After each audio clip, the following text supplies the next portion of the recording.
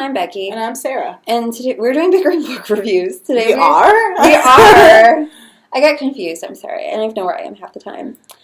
Today we're talking about The Devouring Grey by Christine Lynn Herman, which I got off of, I think, Edelweiss. NetGalley for me.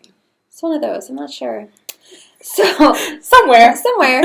So this book takes place in a small town called Four Paths, and it is about a girl named Violet, and she and her mother moved back to Four Paths where her mother had grown up. And it turns out that the town is basically a prison for a monster, and that the original four founder families, which was Violet's family, and then three other teens' families, kind of control and patrol and keep the monster at bay. And so they all have like different special powers. So should I say what they are? Because I feel like that's a spoiler. What? I feel like you don't find out what like Violet's powers are until later.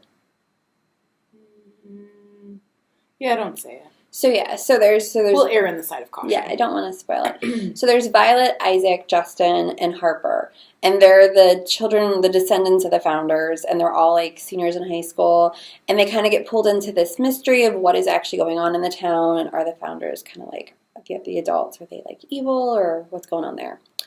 It's basically what it is. See, to me, it felt a lot like The Secret Circle, like a takeoff of The Secret Circle. I can kind of see that. So, like, I liked it, and I liked the premise, but it just like I never like got hooked by the characters. Like I couldn't have to keep reading.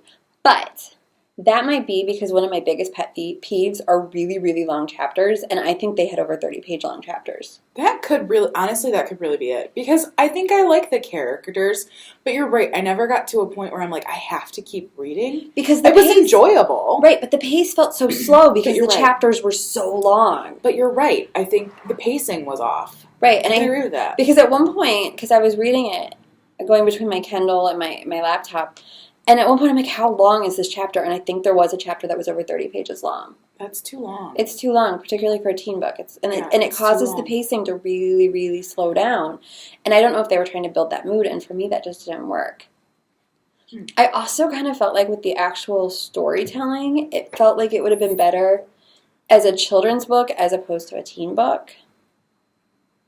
Like it should. Just so you know, there was a baby that walked by, and he was super adorable. And at first, I thought he was going to try and come in and attack us. I did too. But he didn't. He just kind of stared at us for a second. There's a glass wall right there. It's kind of appropriate because we're talking about monsters and prisons, and so we're kind of like in prison. Anyway. So I felt like the actual style of writing would have adapted itself better if the characters were like 12. And I don't know why. I felt like it felt very much like a J fantasy book. And I feel like it could have been adapted for, like, if they were younger. It could have. It really could have. Because I like the camaraderie between the four characters. Because it seems like there really is, like, a genuine friendship there. It seems like it. But it's not necessarily true. And I'm certain that there are secrets and underhanded, whatevers.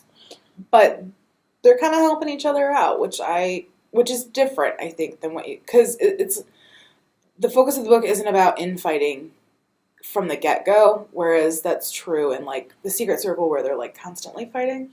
I'll also have to say, like, without trying to give anything away, there's a lot of by the end of the resolution, like feelings and romances that are like there's.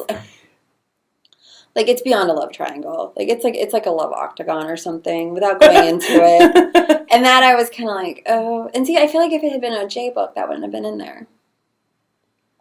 The love octagon? Yes. So, but I do, like I mean, I guess, like, maybe not. I mean, but there would still be, like... Right.